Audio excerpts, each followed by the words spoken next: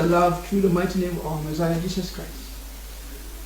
Odo any asundwe nchia ye free a Awurade Yesu nchen ene de ma enuanom nyina. It is sweet Sabbath morning once again. We are having sweet fellowship through the Messiah.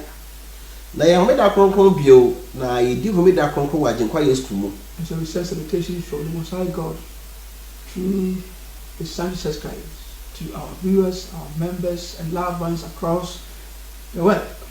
Dear the nchia stronko nchia kronkron ene de ma enuanom ehwe yen. Adofo a woni yesom enipa e wo wiase afa na nyina. For several weeks and months, I've been covering one topic, which we have gone through and we have learned so many lessons, those who have been following faithfully. Na Bible so make akra ni adesua ba ko de esi ani so. Ya Yesu ya nema bebre nti enuanom a mo de akye no mo hu se de esi kro. The title is Judgment and Renewal and the Rest of the Spirits. Ya itwasem ene se atemo ene sakraya na afofroye ene honhum mu ahome. That man can go through judgment. Then after judgment there shall be renewal, and then we shall enter the rest of God, which is salvation and eternal glory. Na nipa befa atemo nrachi no fofroye na sakraya beba na enu achi no yasa akonyankopon ehome wadmunyamu. So the journey of salvation is a journey towards renewal and peace and a new beginning, a newness. Nonti nkwaje akwantuo no de ya akwantuo bi a ye de sakraye ene asomdwe ene yedie na bewie ye daachi. There will be storms, there will be crises, there will be problems, but there's peace and joy and eternal glory ahead of us all. Hallelujah. Asoache bebo ama homwatu niema pii besi de nanso na wiye no enije ni asomdwe na da o maye. This is what you are headed towards. Na saabutaye ho ene eni kire. And so we have quite much ground, those who have been following. And last week we were the place where we look at the big night before the new dawn. The yesua bi bebre na otwetwa mu no ba bi edu ye anadwo da su a eba ansa na ahomadache na ade ache. We are all looking forward towards the new dawn, when the Messiah will bring. Then there shall be peace, there shall be prosperity, there shall be life eternal. Na ye nyina ye kwan kopem ahomache a Agyenkwa Yesu Kristo no wode ade foforo ye asomdwe ni enigye ni hosepe e de bebre. But as darkness precedes daybreak, so would the midnight or darkness precede the coming of that new age of dawn. Na sade ade e bechi a esum di kan eba no Yesu Kristo beba a gise esum adi kan ba ansa na ade kye no yi ho adi. And so Christ, the Lord of the word, came and said that His gospel shall be preached in all nations, and then the end shall come. Na Agyenkwa Yesu Kristo no ba en de o kan ne se beka na hini ehu asempa bi ase nyina di amansa danse ansa na wiye na ba. And that end will usher in an end time period. Na sa wiye no ye wiye bre bi a ebeyi ne ho adi aba. And the signal that will show that have entered that end time period is the abomination of dissolution, which we discussed, I think, last week. Na nema be di adanse se ye dru wiye bre no mu no aye chiwade ye bo man ya be na otwemenu ni ye ka ho asem no. Standing in the holy place. Kase ejina ebehu se ebegina kronkron bia ho. And that signal of danger is a signal of danger because that is the time that will mark the great tribulation, the war of the Antichrist against the saints. Na sanchene no ensanchene ade a ehu ebise no na be kire bra Antichrist no be hu adi na afedi oni ahotefo abekono. At that time there shall be no church services. So we are making some comparison with the COVID-19 season, whereby because of the public health crisis, governments all over, not oligarchs, have put a temporary ban on church services and evangelism. Na edu Antichrist no bre no so a obi antimi nkwa asori. Enu ntinde ye de Antichrist no bre de besie no atoto sa bre ya coronavirus ade abayi a ye mo obi ankwa asori ne ga na hanko ne mo obi asem mane a eduo mu ina. So this foreshadows on a smaller scale what's ahead of us. It is just a ye hui. So what to to the eba no we de ne keto akra ne kase pa na be ba Antichrist of breast. And do this midnight period, which comes after Matthew chapter 24, which outlines the end times. The next chapter is about the 10 virgins who are going to meet the bridegroom. Na so ka Matthew tie adunu nan na e ho no kasa asemi say Yesu Kristo say chiwade ebo ma na chi ne eba Antichrist be ba na ahotefo abeko wo ka ni nyina awie a na Matthew tia du num no wasan akasa fa emabunu mabunu beye edu a omusiesie omuso omukohia ayefukun no. So during the time of the Antichrist, he says the sins of God should seek refuge. They should take to flight, but they should make sure that they don't have to flee during the winter or the summer day. Na Antichrist no breso no Yesu ka kire na suafo say ahotefo ndu sabere no munwane. No munwane mo mpae so munwane no emma awobre anahomeda. So this is not a church actively involved in the field of evangelism. It's a church on a run, facing persecution. It is what said Yesu ka ase no a na enye asafo a omo cancer patri bi say ubi taw ya udwane de enya de asaba witu akọ cancer pa. At the same time, this church is full of hope because it's waiting for the coming of the Lord. Hallelujah. Man, never corner Yesu so asem no kire say nda so ho fi say na safo no e twe say na je nkwa no ebeba. So blessed is the virgin who passed out extra oil. Ndi o say inshani ayefo no a wo emunu bi si ni kanea no echi. But why a virgin? Edi enti na ode asafo no etoto obebunu ho. This is a literal physical virgin. Because a woman. Enya honam fam obebunu se de oba bi ohun be mada. But it represents a pure believer or a pure church. Nemum obebunu gina ho ma ogidi ni a wo ye krojen ana asafo a ye krojen. It has purified itself from the sins and filthiness of the flesh. Sa asafo na nipa kro no watwe no ho afiri hunamu bone ne hunamsu aka nyina. So they are all virgins, but you must have an extra oil in order to be able to meet the bridegroom. Hallelujah. Man, ti emadu no nyina ya mabunu. That's just all wo bi si ukane na chi. Asa na otuma kohia yefukro no. Because we not know the time when the bridegroom will come, the Lord himself will come. He says the time when some slept, some slumbered. There's a difference between sleeping and slumber.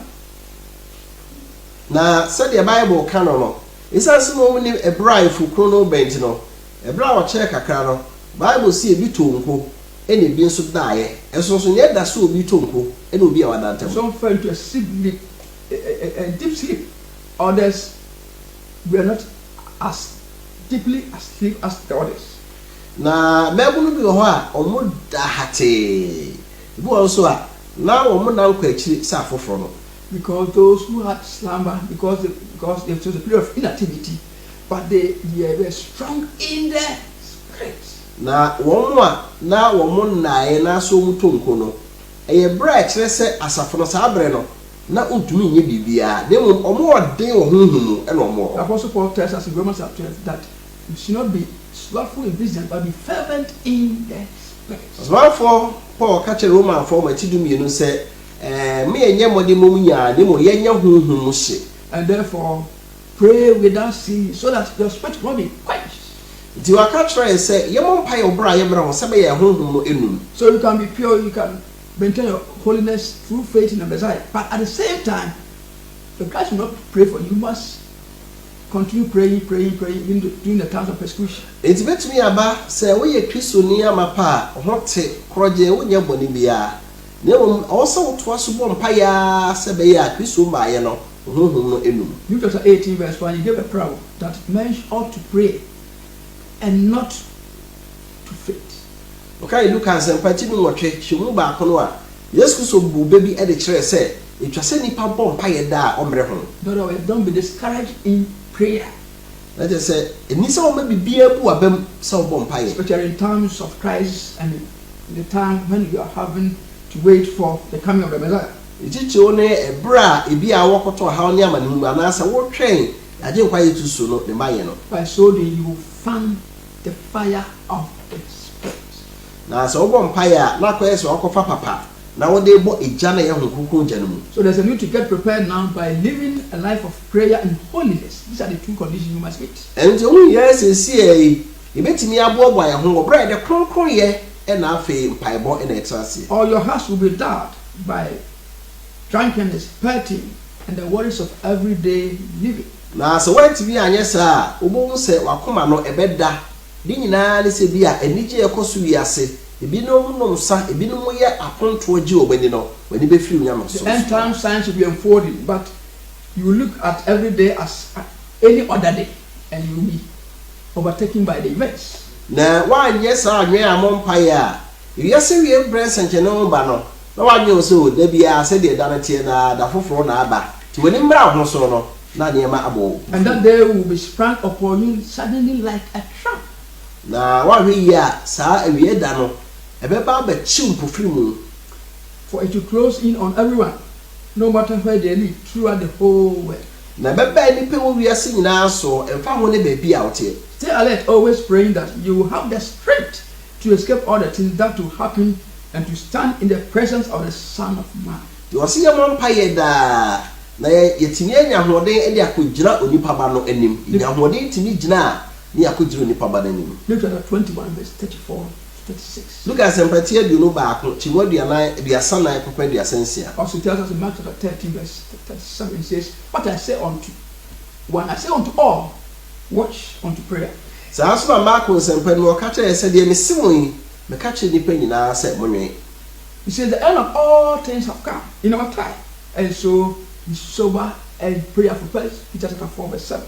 Petro no mai di kai no ti nan chimun so o se ade nyina wie abai enti mu ma mu ani enti na afi mu ani na ho man pai mo, especially at this time of the COVID-19, where you see a preview of what is ahead of us during the time of the great tribulation.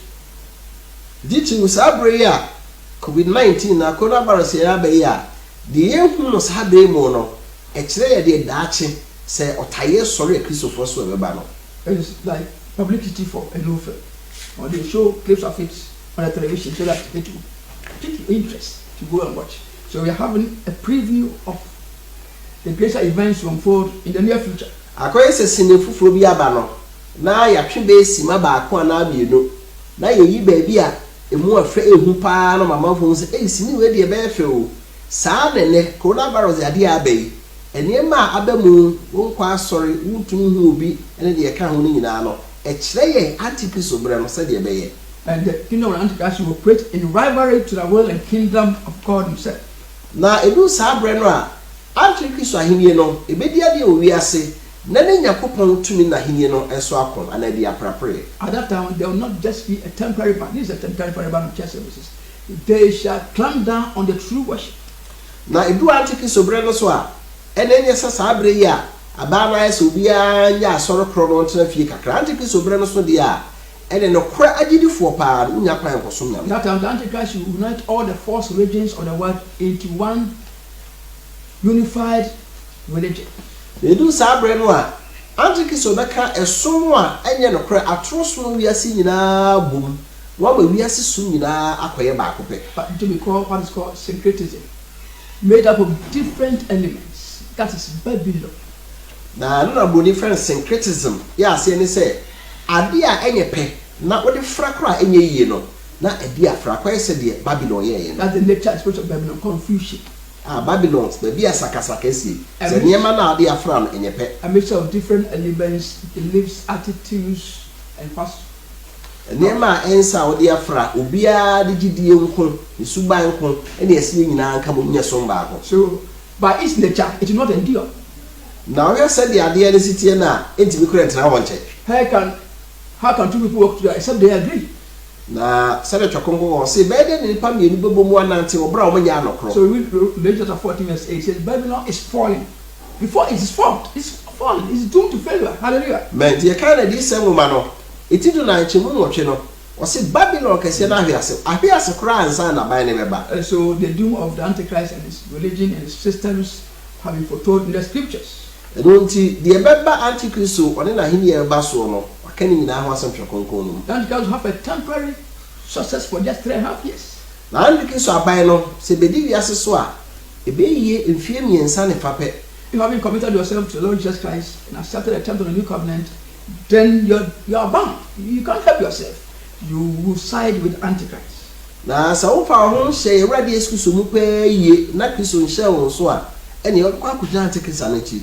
Chapter 30 verse 8 says that all humanity shall worship the beast and his image, except those whose name have been written in the Lamb's book of life, straight from the foundation of the world. Na ye kai di sem ma na ti du miensa hyemu nwotwe no a o se nipa ti asase so nyina be koto Antichrist no je wo mu a ofiri wiase ase hye na wɔtwe wɔn din wɔ guama okum no firi wiase fiti ase no kwa wɔn no. So this time, during that time, there will not be an opportunity for you to join the true church, which keep the commandments of God and have the testimony of Jesus. Na se du sa abrɛ no a unya kwan sɛ Nyankopɔn asafo a omu ko Yesu Kristo gidie no ndi na hyɛdeɛ so no na danse mu no unya bi ɛno akɔdɔ. Chapter 12 verse 70. So you don't have to shout that my church is the true church. You don't have to say it. The Bible himself will describe the person who belongs to God or who is called a saint of God. Enti eni se nipa bi asɔre na wo hyɛ totobam sɛ mema sɔre ene firi Nyankopɔn. The Bible no abɛkyerɛ asɔre a efiri Nyankopɔn. If you fulfill this verse about the true church, then yes, you are part of God's church. Hallelujah. Na sɛ the Bible kyerɛ Nyankopɔn asafo no, sɛ wotimi di so pɛpɛɛpɛ di a na kyerɛ sɛ wo na yɛ Nyankopɔn asafo. So you make war with the saints and overcome them because you have the machinery, the police, the security services, all the institutions behind him. Na wɔ se Antichrist no ɛne ahotefoɔ bɛko. Na wɔde osu nkuni bi sɛ wiase tumi asogyafoɔ kaase yɛde di akɔne bibia tumi ni nyinaa wɔ ne nsɛm. Psalm 21 also says that you shall wage war with the saints. Na wokae Daniel nwoma ne ti nso kyemɔ de no baako nso a hɔ nso ɔka sɛ Antichrist no wɔne ahotefoɔ bɛko. And Revelation chapter 30 verse 7 that you also make war with the saints. So you compare the two and it shows that the tribulation will come before the ascension and the return of Christ. Nti saa asɛm a Daniel ɛka no eti nso kyemɔ de no baako na adisɛm eti du miɛnsa gyemu nso ne mmienu nyinaa aka sɛ Antichrist ne ahotefoɔ bɛko no edi adanse kyerɛ sɛ ɔhaw na ɔtayen bɛba ahotefoɔ so ya na rapture hu mbrɛ no enyamae. So later I will go into depth and you see that the pre-tribulation rapture is not really biblical. Ndi akyere menya brɛ no ma do musukɔ na wate ase sɛ de yaka sɛ rapture hu mbrɛ ba bɛfa ahotefoɔ asa na Antichrist aba no eni twɛ konko. So it's difficult for you want to see that the Antichrist will prevail even during this time when the government says you should stop worshiping. Everybody have no power more than the government of your country. Enti enya de den kra sɛ obohu sɛ Antichrist no bedi wiase so a obedi ahotefoɔ so nkunu bi sɛ sie kra Antichrist mbaye no aban bia ka kyerɛ manfoɔ sɛ obi enkwa asɔre kramofuo Kristofuo no obi a hyɛ dem ebisa aban na tumi kra no we kyɛ sɛ Antichrist obra no so de a obedi nyepa nyinaa. In fact, Christ wants us that when you see the son of Antichrist you prepare yourself to flee. Na mpo Yesu so boy ekɔkɔ sɛ wo sɛ Antichrist obra no eba wo yɛ Kristoni a spesi hu ne dwane nya wadwe kra so de ne kɔkɔ. But his power will prevail for just 42 months, 3.5 years. And then the Messiah himself will descend and will slay him with the breath of his mouth, full of fire. Na Antichrist so ne bro de be wiase so no ɛbɛyɛ bosome aduana mienu yɛ mfie miensa ne papa ɛso pɛ na de kwa Yesu Kristo no ɛsane na Yesu Kristo pia a wɔde nanim home ɛna bekuno na wɔde ne ba a ɔba no wɔde beyi ne hokra. And so Revelation chapter 30 verse 5 shows the duration of the rule of the Antichrist, which is 3.5 years, 42 months. And then 2 Thessalonians 2 verse 8 shows that after this 42 months he will be slain, destroyed with the breath of the mouth of God. Ndu kai di sɛ ma na ti du miensa hyewu num no a ana ɔkyerɛ sɛ Antichrist so bedi wiase so a bɛyɛ mfie miensa ne fapɛ na ɔkɔtɛsɛ no ka fɔ ma ɛtɔ so mienu eti mienu kyemu wɔtwe no a wɔsɛ Antichrist no brɛ no so a agyenkwa Yesu Kristo no ɛba wɔdanum home yɛ sɛ nkrante bekuno na ɔde yi ne hokra. So this COVID-19 you have seen the 66 reign of the Antichrist cast a shadow, shows what is ahead. This COVID-19 adeɛ ya abeyi a yaka Kristofo no obi a hyɛ dem no ɛyɛ sunsun a ɛkyerɛ yɛ Antichrist brɛ no so no so ɔhyɛ de ba sɛ yɛ mu obi a nyɛ obi nkwa asɔre a sɛ de besi ayɛ. So one of the end time scenarios which you are now witnessing on a smaller scale is the enforcement of emergency laws. Na ewiase wi ebremu eniyema ebeba ya asese yehu baako ne sɛ prekurewere bremu mra ye fe emergency law se bibia city so mo bi anye se enu bi na asese ya sase yehu no enforced by the police and the army. Soldier for any police for na ehese be ye adwuma. And so that's led to the restriction of personal freedoms. Na abema sese nipa ofa ahodi anka wotimi ye bibia no etwa so just for the sake of the public, because of public health. And then nipa ye ni nipa ya pom de nti no ma ye san hye. And something very interesting has happened in the United States. They have introduced a bill. One of the members of the Congress introduced a bill in the 116th U.S. Congress, which means it's a combination of the House of Representatives and the House and the Senate. It's called the Congress. They are passing a law which restricts personal freedoms of American citizens. Na sisi asa okọ America memu a omo mrasebadwa no mienu ye o mrasebadwa ketoa no ye friend the House of Representatives ene ye won the kese ye friend the Senate na mrasebadwa no mienu nyina ye hia ye friend the Congress omo de mra bi akoto ye asa omo gitu a enipa wo fa ahodi a wotimi bibi a America memu no omo twitwa so for the purposes of mandatory testing. Now again, you have voluntary unless you are found out to be infected, then you subject to that. But they want to pass a law. I know that we defeated, but because this idea is there, it shows that in future it can reoccur. Now, person omo ye mre bi e be ya o hye so bia o se so obuja ahwe ehun se yade na aba no bia na nipa bi abomra egu na so metima ye we ato no che se daachi bia no metim de mre bi aba nipa unya fa ho de nya de ope. So this is the bill, the title of the bill, HR 6664. Na mra we omo de ko se mra sha onyafo nyi ntumo no atifi asem no o se HR 6666 che se HR na 6 nko a e 9 COVID-19 testing, reaching and contacting everyone. Che se COVID-19 yade no se o betimi yakọ bia nchen no madu nchen no makoso bia mojahe. And so when this such a law is passed, then you don't have any freedom. You are subject to the laws of the states. Na so nya sasa amra we dia na se nipa no uni fa hodie wo se o man no mra no mo dia banase. But already there are set laws that grant every citizen individual freedom, but that will be suspended. Na se si an so ko America ho a ye o man no mra bi e ma obi a wo ya America o man de hye bia no fa hodie ya o pese o ye de o pe.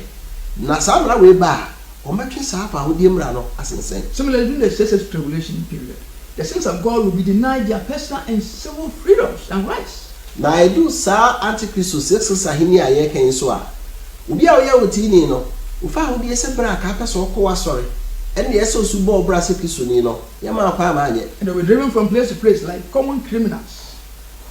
Na basa isa se kristo ni de o pese o ye ma anye nti no na ye pamu badwa na afri bia foforo akọ bia foforo se obi a wadi boni bi e pe na che no. Just as Jezebel wounded Elijah from place to place. Said The ye ancient Israel. Jezebel ya no ye ohene Ahab Israel memu ne yere o tire on tefo nyina ma Elijah mu na adwane ye no saa na antikiso breso. So when there's nothing you understand, whatever will happen in the future has already taken place in the past. Hallelujah. Man, inti we ase ale foforo bi ani ho de e baba besi no esi dada. And so when Jezebel was chasing Elijah, looking for him, Elijah was moving from town to town, running away from him, and there were 7,000 people who had already taken cover. Na said Ebra na oba hima Jezebel ope Elijah ekuno no Elijah ya no adwane fria no kokro eso no fria no okwa ha saa pre krono anso no na nyakopa no tefo ni pam pem so a omoso do omo okohunta ya Jezebel hu omo Because the saints were not no longer organized, they were scattered. Elijah himself didn't even know there were 7,000 people who are not found the need to bow worship. na isa se saa bre na ahotefo nyina ba ahweti nti no onu Elijah no kra no odwane Jezebel no onim sese ahotefo mpem so bi oba bi a omo nkoto bada. So likewise, you read in Matthew 10 verse 23 that when there's persecution one town, don't stay there, move to another place. And the kind of Matthew said, Panachidu, Chimu, Edunumi, and Sase. So what time was said Christopher could be more? Yes, we see me and Uncle for Frost.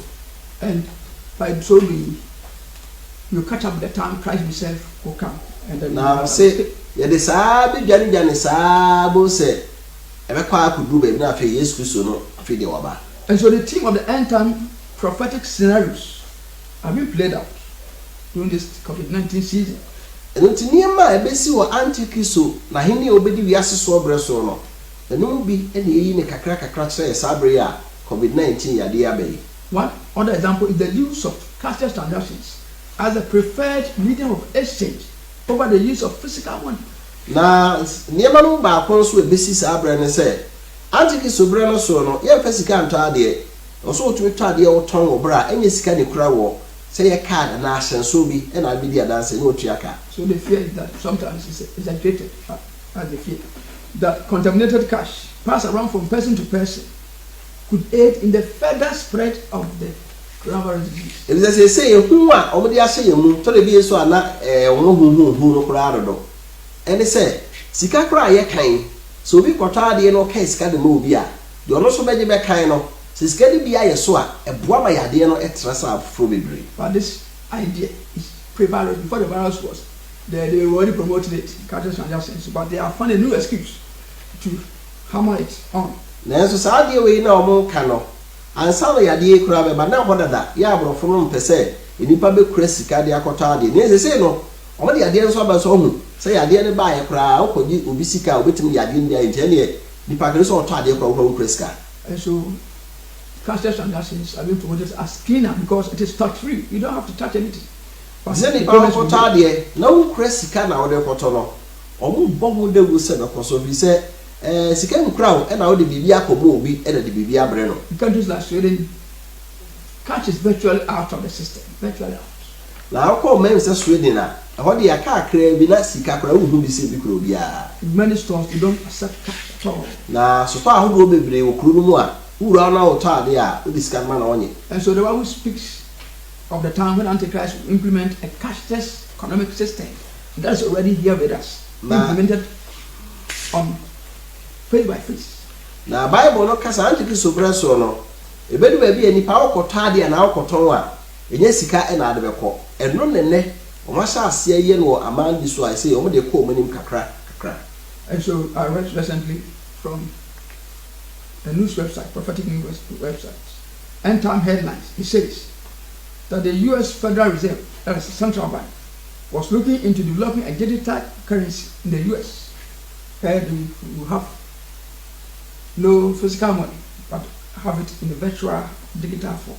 Na prata bi a ken kaye na asem wo waka wo mu ne say America manu sika krabia kese ye fe no Federal Reserve omo ye nhye bi a afi de bedu ba bi no enipa sika a beto ade na beto no enye nkrata ye kura ye nemum umiemia bibi so a na kire say ade na meto no say this na tie afrim na asoko say de obeso omo ye no. And so at this point in human history, it is no secret that most governments all over the world are committed to digitizing their economies, making cash obsolete, no longer needed at all. Nti esi e de nyewa se wiase amane bebre no ano na mo tuo ne se o meyi sika firi man mu na nka dipa okoto ade ekoton a wetumi atua ana yatua woka obra wo kura sika de mu bi. What is it? Then this will require the use of a unique identification code or number which ties in what the Bible prophecy calls the mark of the beast. Na de o se hye ne so ha ne se saade ne bitima ya dwuma se me meto ade no atua weka ana also beto ma de na me matua woka jese obi a wo number ana sensunsun ku bi a wo bo wo sa number no a na eyi wo bibia ba na nipa ntua woka na otua guso na sa wo so na otua na ka na otua guso na sa number no a obi a benya bie no eno ne asenso na ejiraye no a this in Bible can awesome no. So this bank will force upon all mankind as a means of commercial transactions. So what has been taken away? So that is the means by which you trade, you buy or sell. It is our number na sensoin. All the shin penny na so say any. Say eno ne dey to ade fi say. So wo anye sa number no a. Wo ko baby so okota ade a. Sika ni ho na ade atua ne ka. Wo kura na de manual onye. It is our number no na wo bidi a. Ubetumi ato ade a na beton. This professor in the scripture say we read in Revelation chapter 13 verse 16 to 17. We so yade a wo hye ho nkom wo Bible di se mechi du nyensa chemudu nsia kopmedu so. And he calls that the beast, causes all, both small and great, rich and poor, free and bond, to receive a mark in their right hand or in their foreheads, and that no man might buy or sell, save he that had the mark or the name of the beast or the number of the beast. Verse 13, 16 to 17. So what kind you had a decent it do me and sat Chimudu see a couple do so what. How do watch them say no man get what I can see. At the phone here for. At this year name when na penny Emma show a jaye one sendifa and our mama so. Now so being to me talk and our own talk. Did your war a jayano and our body din and I didn't contact train. When you have money in circulation and I have my money in my house or in my pocket or elsewhere, it will be very, very difficult to cut me off from the economic system. Now, say a TV, we are said on main wing. Since gone home, Nessa Matas, so I shall go to more. Some retired, I want to mean film. Sikawa me home qua dear. No, we are looking at baby, a dear be a person with me at all. But if I have to have a unique identification number issued by the government refuses to give to, or I refuse to go for that unique number, it means that I'm cut off from the economic life of the nation. Then once I could do baby, say I mean to me, family bottom sika and co baby in Cotardia. Yes, I buy a mammy number beer. San no man, I'm a Cotardia. Bebo, near tea, every sicum. And I will use to Yamaka, Bebo, any pacraba, mammy dear. And as a minute, that's how long beer, letting you be any scum with your deal. And we did that understand. Governments will be able to closely monitor sales and purchases, the volume of sales and cash flow. Now, Sadi Webber Safedi, Ubia or number, and Lana Ubi Tia Kai Bibuso, Usu to be Kai Tiffy one. A buy no betting Yashe Ubia Sikado back of foot, and Yama out tongue, and Yamado will be so free one, Ubunina. Also able to control the terms and conditions of those transactions. Never one swammer. A jet DNA Taudi a cosu nipa biata muskasimono. A bass what Yabanwa Cassade, say no one you know. Nothing is secret anymore. Everything is open digitally before the eyes of the government. Like Obama, sir, Obin to mean some men.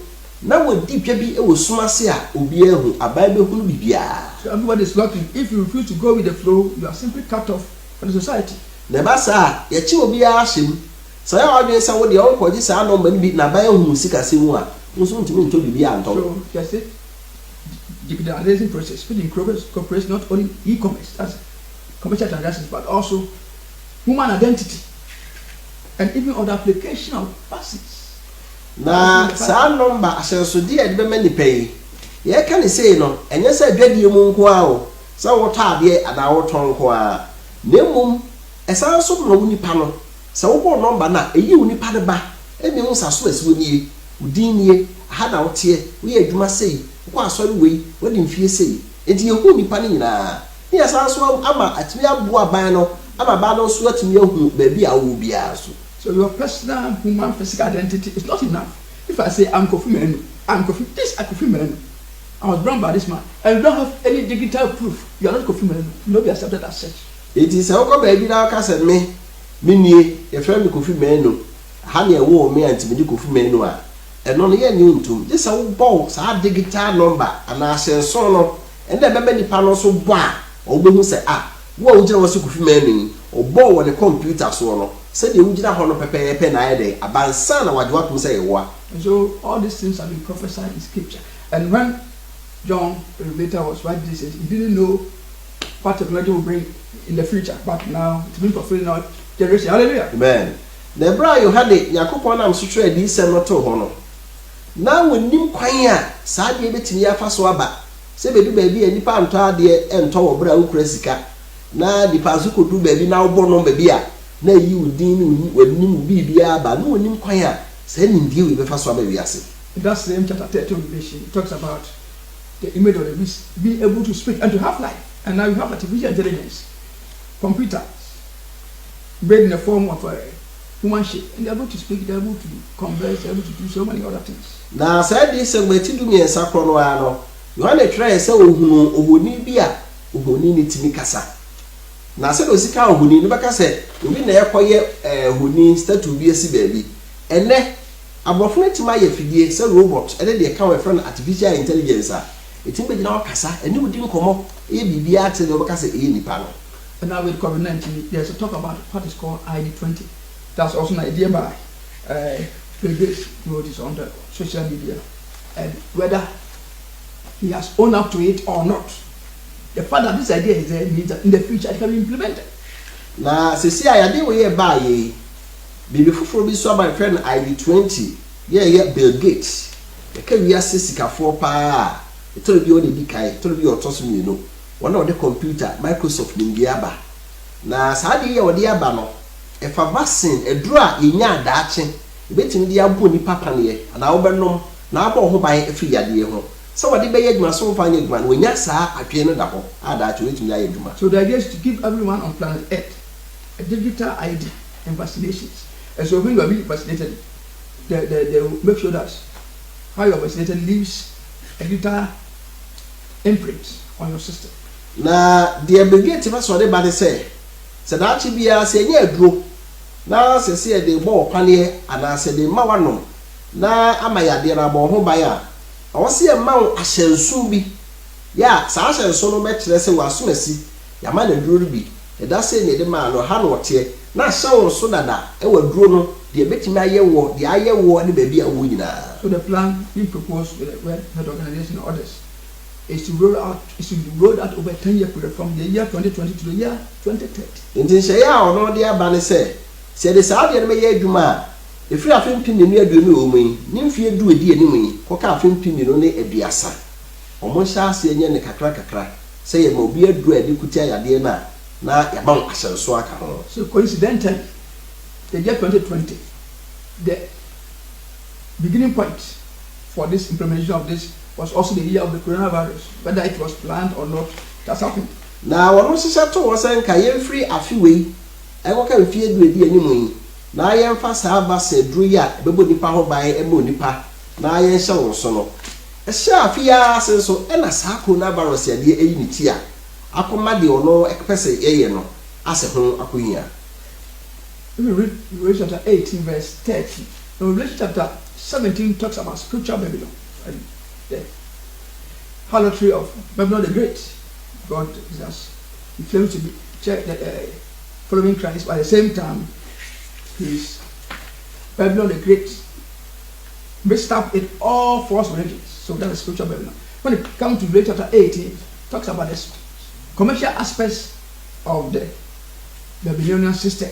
Se ba di se bo de ti du nwotwe chimu do so ba no a ansa na ba ti du nwotwe no o ka ti du so no a na wakasa efa hunu Babylon se oyuba adwamanfo kese a o masase so aman nyina ado adwamanmonsa na ensa na bo omo ende kekeka ho na obodu nwotwe na afa de Babylon no okasa fa na dwadie tumi ye wo wiase. So it says you control world trade, and then the merchants of the earth will rely upon for their wealth and things like that. When you read verse 13, he mentions some of the things that Babylon the Great will be dealing in, and then he mentions slaves and souls of men.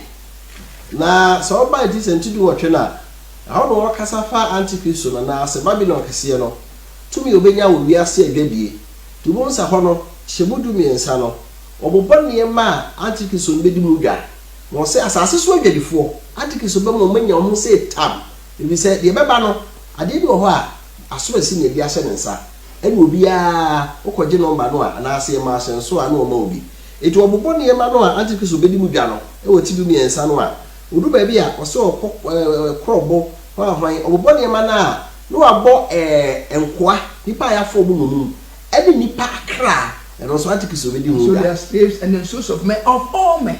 Ndi yewo enkoa ene enipa kra wiase nipa nyina kra antichrist bedi dwa. Control over the souls, control over their human identity.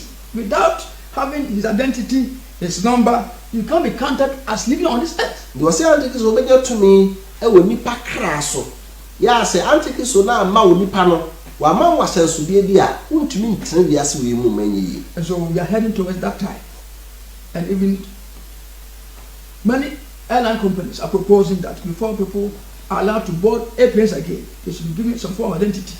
That's why they are vaccinated, they have immunity passport and things like that.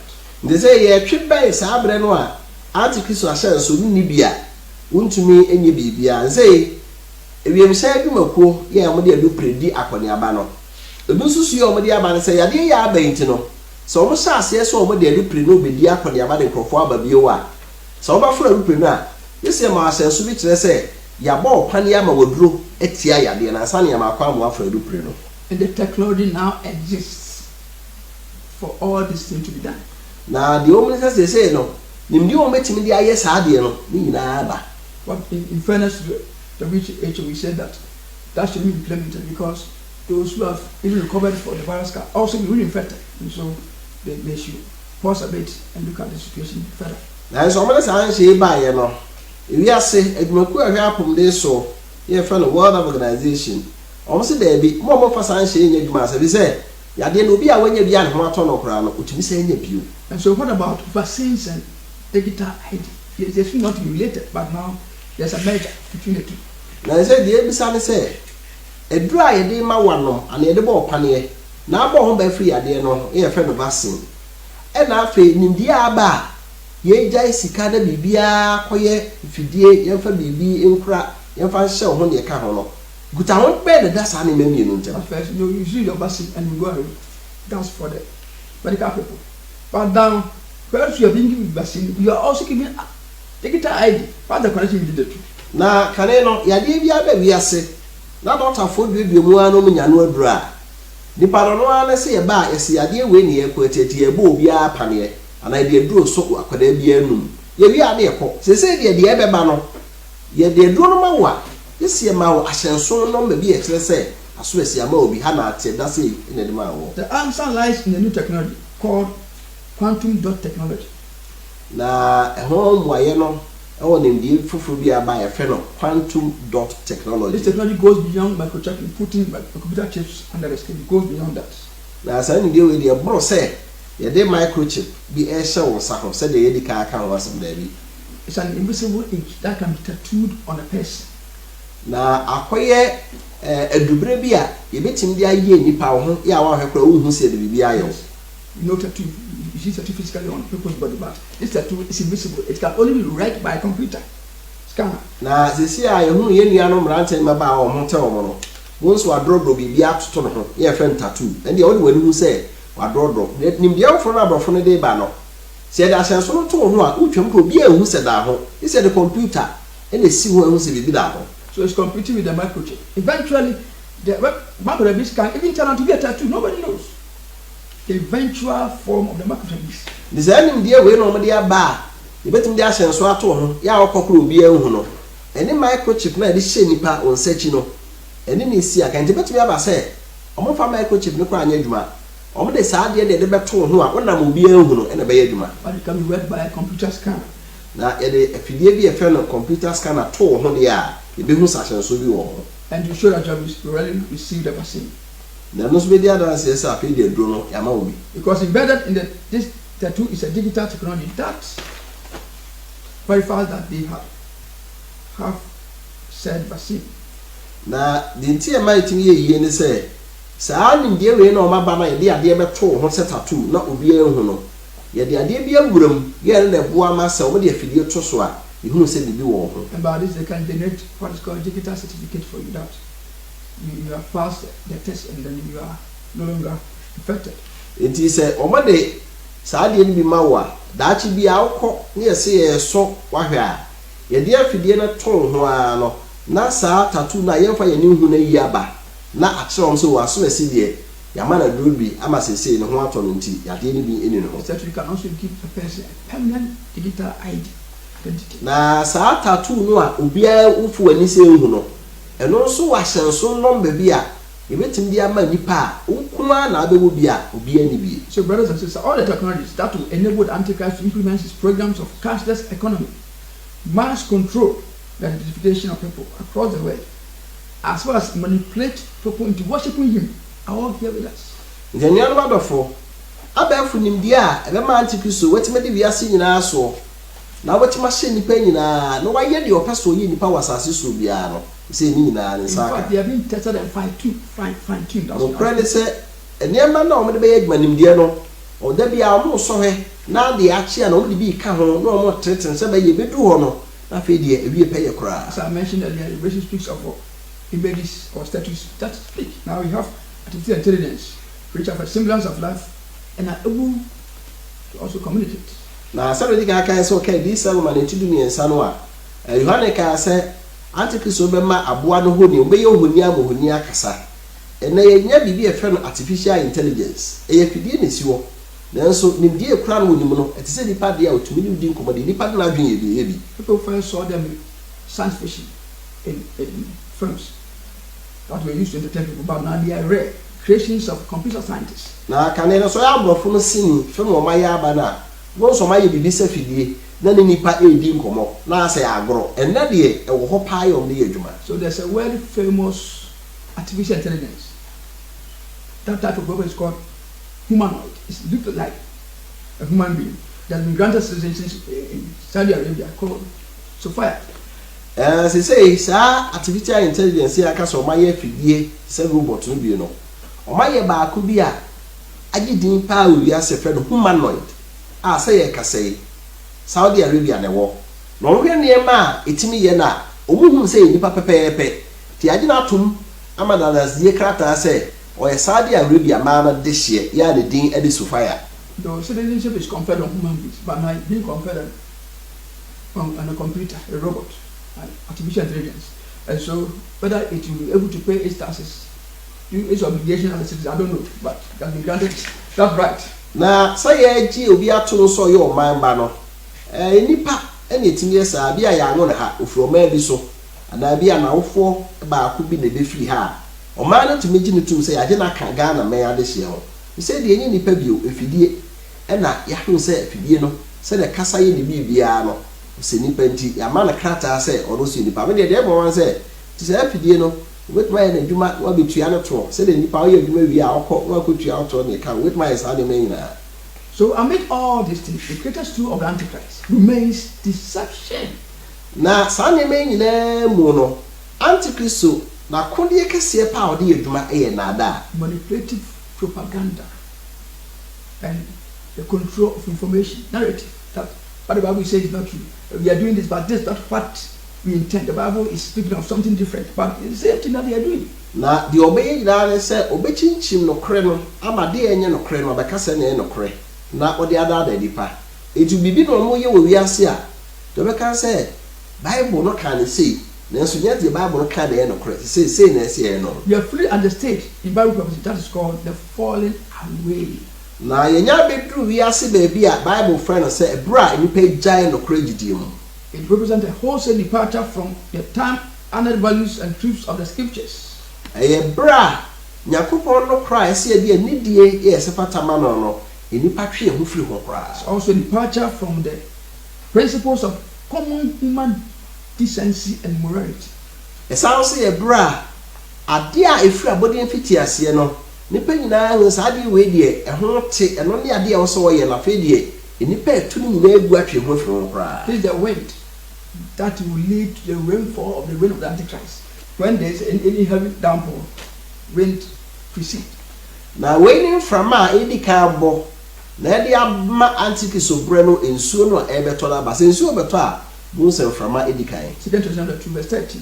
Following away first. We Thessalonica fo ma etoso mienu etimienu chebudu mi sa no ka o wai ya nipa be wa free no krejidi ho no. This is a time in which a new kind of enlightenment is being promoted to ever-growing acceptance by the masses of people.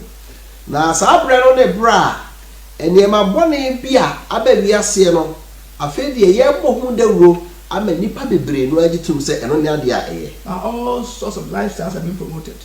The crude, even the animalistic. Na ene subai ne abrabo bebre ho a ye bohu dawro se nipa bi ho no asebe emuasu ban ene ne nipa eda na die. Only last year I heard of the term objective sexuality, that's love of objects, things that have no life. Na afie twa mu ya ena mete odo foforo bi aba wiase a ye fe no objectum sexuality ya kire se enipa so won sakonya ana kape bi ne siwa wo se me do no ti maware no na bi ni wiase sa. Just as a liking for things. No, I like books. No, but a sexual love, you look at that thing and say that is my lover. Yes, be a nipa when they car home, when they be a see home and idea be a water home. No, where they or dark, can say that a nipa or ban the bema, and don't tell me why you can't have some no. And no one afraid the nipa be jai or nipa dear, no who are dear be a non no, was way and hear it and I way me kuno and better. Then this is ahead of ecosexuality. So I basically say, what is ecosexuality? And a few ways, Sati Fufobia, a friend of eco sexuality, no, that's it. And also the animal. That is a shortening from ecology. So eco-sexuality, love, sexual love of the earth. Like I say, eco-sexuality, if we can't be a friend of ecology, yeah, just say eco-sexuality, just say, I feel the older assassin, I don't know. And so they will demonstrate those who are involved in that. And somebody will lie on the ground and cover himself with dirt. That this is my lover. Na omo yes I dey say so because of assassin no a buzi ni ba da form go dey futuro na dware asa no na te se futuro ne dofo pa yo ne akuboku si atafre. Others will hug a tree and kiss the tree. That is my love. Obi so ka say me do ani dua. Enti okokoye dua no awa tu na afi wa fi dua no te se dey afi ni pa no. Some will swim and then water is quite slippery, so you can't embrace water, but they will try to embrace water. That's the love. Biso maka say let's be do nsuo. Chokoda nsuo mo nsuo de ne ho oto ntimi nsuo no. Why said they all ye nsuo da wa to say nsuo ne ye me do. And so all these things are being promoted, and they want the whole world to affirm it that it's your right to do so. It is anyama we nyina no. Omo bo de ro say nipa nye. No pese wiase gitum say eyade a say nipa utumi ye. So man can no longer have absolute principles of right and wrong to guide human behavior. And they say no, yes, I could do baby say. What to me fast share and also smear to adia enye adia papa de enyentem. Let me actually nipa kwan fa so. Each person is a law to himself or herself. Nipa bia yo no an mbra se do person sinante. Bibia person ye bia obetwaye. Man no longer looks to God for moral and spiritual guidance. Nti nipa hwe Yakobon bio so de ne mbra ane huhunu akwankyere betrete da bi. Lawlessness has been normalized. They say emraton ya de afa de agiatum so utumi ye de o. And as the psalmist says in Psalm 82 verse 5, it says, all the foundations of the earth are out of course. Say the enwoma no ti eduotwe enum odontoni ni kaaye no say asase we nyina so nyina nse say de ye twiri ni nyina. Psalm 11 verse 3, the foundations are the soil where would the righteous stand. Enwoma no a chidu ba ko nchimu miensa. So this was say nyina so a otini ni be dey. And so these things are happening because the man of lawlessness is about to take world power. Sa ni me nyina ye course of say onipa woni mra no enche ne wiase tumi nyina be ne dia. The ground is being prepared technologically, economically, politically, socially and spiritually for the coming of the Antichrist. Say yes kwan mu abafu nimde afa sikasem nyamesom ena afa nipa setem bibia sabe ya Antichrist oba be dia de. According to a sure word of prophecy, the Antichrist will win over the mass of humanity. Na se Yakobon enkom se gina opinti ne ka no Antichrist no ba enipa wu wiase de kamia ye se dom ni nyina no kwa kodni. Chapter 13 verse 4 it says all the world, the people of the world wandered after the beast. They were amazed by the beast. He enchanted them. They were fascinated by the beast. And they followed him. Now, okay, this song, but it's do me and such. She won't line up. Or simple, we are singing now. A boy on the Antichrist, no, you're one. It may be paying an idea. So, this is our chance, my chance, and your chance to embrace Christ and His truth right now. Man, into way any war bread. And then we Brian war. Say a begging yes, so atum, the no crane way abroad. But it's too late. Otherwise, when the Antichrist abuse world power, whatever you hear is deception. And sana akachi if you say, Antichrist so niya beji wiase didia, or beji wiase nyina fadia. The obeti nyina ye na da asem ko. And the earth will end the wrath of God manifested in place. Na ewiase we bekọ na we ye wo bra Yakobon ebeyi na how musuo e de aba wiase. This place will be visited on the kingdom of the Antichrist. Now, so how much we beba Antichrist no na hini so. And science will be hard pressed to find a solution. That is now found itself in COVID-19. Na sa bre na Antichrist so abese wi ase no a. Yakobon so ase so do how much so no ba. Abodi nya safafo be bre pa omuntimi nya no do sade ne yade we ba ya o makika o mitrabo bo nya no do. COVID-19 has defied a scientific medical solution, bringing thousands to their knees. We worship before the omnipotent God because we've seen that the science can't help us. So even the doctors are praising God and they're asking God to help them. Hallelujah. Amen. Now COVID-19 yade ba ye ama body nya suspectful ni die nyina wo hu se entimi nya hwenti enipa na kom do ma to body nya suspectful na doctor for so no ene wo nyina bunkutu dwe bom pa ye se Yakobon mrem if you say o mo hu se science body nya suspecting die no entima am wo bibia. These are some of the positive outcomes of the pandemic.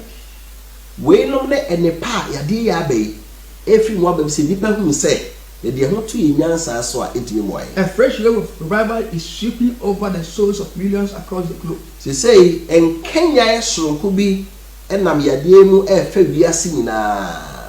Whether it is a short-lived experience or a permanent transformational life experience, only time will tell. Na say nipa no obekae se so ohwe nyame ebretia bi mu ana se beche no brenning krabia na beche. Nevertheless, it is good that people who otherwise live in denial of God are now acknowledging him during this time of crisis and uncertainty.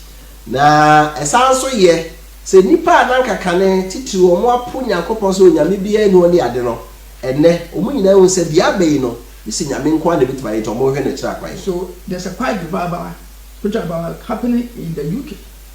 It says so English ememu a en Kenya esonku bi asase a ekoso ho. Before COVID-19, they have entered a post-Christian society. Na nsa na yade we coronavirus beba no na ka English memu de o ma train na mesom kra se o mo fanya mesom nya bibi. Down there beginning to show interest in God and religion, with many following Christian programs. Na so see yade ye ba ye amani pa bebre adua sa ba kristoson so a kristofo dwumadi no mo ni di akire. Some are even praying. The Guardian reported in its October 3rd May edition 2020 that the British public tend to prayer as 1 in 4 tune into religious services. Na yade aba ama Guardian ko akrata English memo no de abetu dwa se say the English fo no omo asa da on ni akọwe nyame bo mpaye ye nyamsom ho hi omo na de abenti. This might seem a surprising trend for a society that had become secularized. We ayade a nwanwa pa wo oman bia na ka akodu ba bia afedi omo fa nyamsom nya hwe se obia atimi body brass. But the truth is that it is natural for human beings to turn to God in times of crisis, in times of challenges. Na so the omo ne se the Yakobon bo nipa no sa na esutie se se ko haw ne amane mu a sa bra na yehwe nyame akira kwan. Especially in times of out of control crisis like the COVID-19. Titu se wo haw bia beboye ya age yensem ya ho de nyina apem no ti se yade ya abai. First, you are in good hand. First, God will protect you. Let not anybody of us reach that point in life that because I've reached the end of the theater, I can't do anything. I have to turn to God. Turn to God now. Hallelujah. Amen. Christ is near you. Man, say ya TV ase we mo no. Mo ma ye nu sa adre no, se bi enipa no. Wa ye bibia ma nye ye. Wadu ba bi afa die, wa homodi nyina sa di nyame no. Sa bre na akwa hwurade. Sa bre ye bibia nya ma e na esa oda na wani na hwurade cha. As you hear this message, our living God is our present help in time of trouble. Na so we tin sa asem pe. Nyankopon ti asefo no. Ono ne ebuafo wa hohia brem. But he ministers his peace and grace and miracle life upon your soul. O Father somdwe na humobro ena senche ne abrabo no enya adua wa abrabo mu. He help you navigate this crisis period through the grace of Jesus Christ himself. Omo ho ban na timi fa sa wa hawi ne yade ya abai mu e wa jenkwa Yesu Kristo mu. So that your soul, not even today, you praise him forever and ever, time without end.